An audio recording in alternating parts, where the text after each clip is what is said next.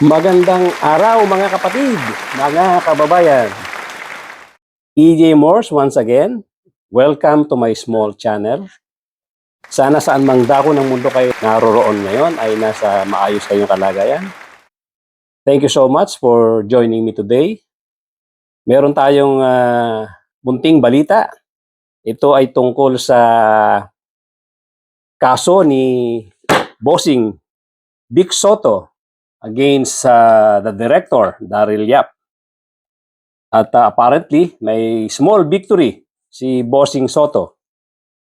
Although, kahit na small victory yan, medyo maganda ang meaning yan. Ibig sabihin yan, nakikitaan ng grounds ng judge, nitong si Judge Akyatan ng Muntinlupa Regional Trial Court Branch 205 na meron ngang paglabag sa batas itong trailer na nilabas ni Director Daryl Yap. Lumabas itong ruling na to, yung pag-grant ng kanyang writ of, yung petition niya para sa writ of habeas data noong nakaraang January 24, 2025.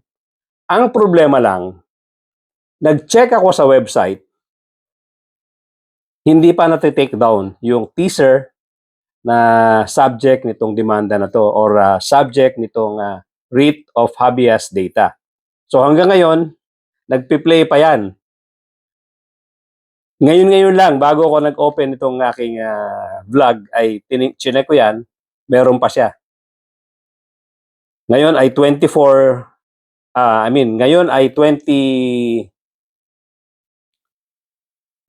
28 January, ang ruling ay lumabas noong 24 January. Of course, hindi ko sure kung noong 24 mismo ay na-receive na ng mga stakeholders yung ruling ni Judge Akyatan. But then again, nung nilabas yan, 24 January, until now, 28 January, ay nagpi-play pa yung sinasabing teaser na kung saan binabanggit ang pangalan ni Bossing Vic Sotto doon sa conversation supposedly ni Charito Solis at ni Pepsi Paloma. Doon sa teaser na yan. Kaya hindi ko alam paano ini-enforce yan. Alam naman natin na walang police power ang husgado. Siguro ang pwedeng gawin lang dito, pag nakitaan siya ng katulad dito, may mga nakikita ng paglabag or merong obvious na paglabag, malamang ang pwede lang gawin dito ng judge ay yung contempt of court. Hindi ko alam kung ano yung magiging punishment yan, pero yun na nga. Hanggang ngayon, napi-play pa yung teaser na yan. At ito nga, sabi ko nga, small victory, pero maganda ang ibig sabihin nito na may patutunguhan yung demanda ni Vic Sotto or ni Bossing Vic Sotto doon naman sa cyber libel case na i-file together with this writ of habeas data kanyang request sa judge. Ngayon, nakikita naman talaga natin na medyo tagilid ang side ni Daryl Yap dito, considering na unang-una yung conversation na yan between Charito Solis at Pepsi Paloma, supposed to be, ay wala nang way para ma-verify mo kung talagang nangyari.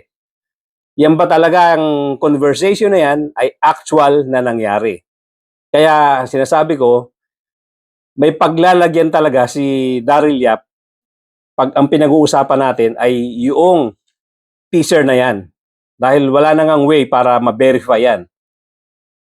At binanggit ang pangalan ni Bossing Vic Sotto, talagang meron siyang violation dito dahil mayroong right to privacy si Vic Sotto At kung walang permission na banggitin ang pangalan niya sa pelikula na yan, ay sa tingin ko talagang na-violate ang kanyang privacy rito.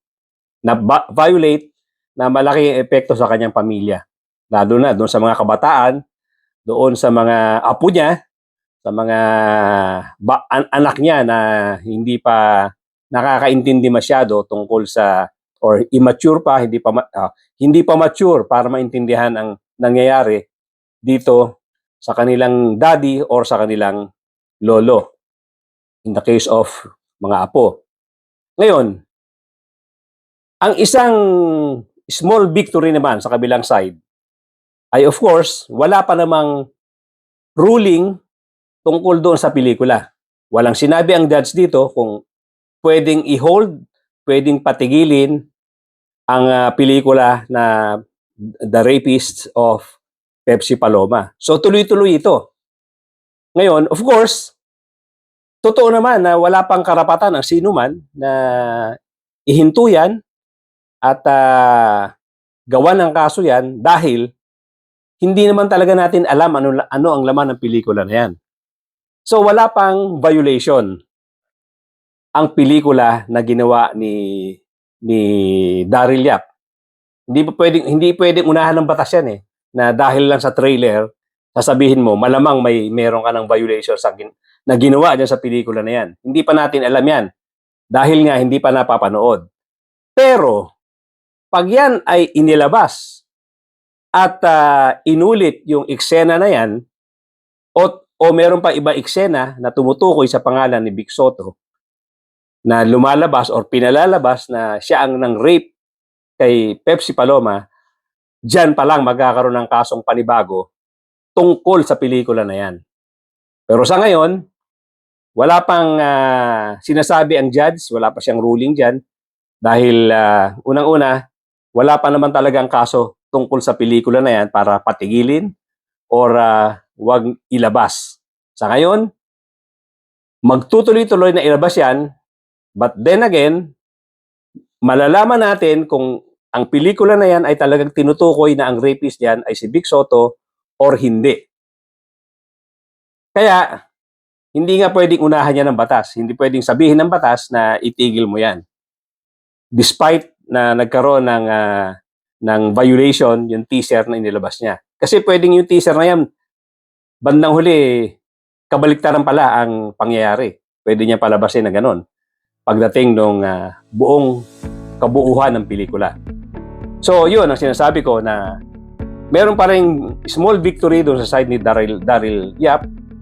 At of course, obviously, mas maganda naman yung victory nung side ni Vic Sotto dahil nag-grant yung kanyang petition for the writ of habeas data na magandang senyales doon naman sa final niyang cyber libel case. So yan lang po muna yung balita natin ngayon tungkol dito sa kaso ng TV host na at comedian na si Vic Sotto against Director Daryl Yap. So dun sa mga bago lang dito sa aking channel, please subscribe at kindly hit the notification bell, pati na rin po yung like button at paki-share na rin po nang sa gayon ay marami makarinig ng ating pinag-usapan sa araw na ito. Thank you so much at magkita-kita po tayong muli.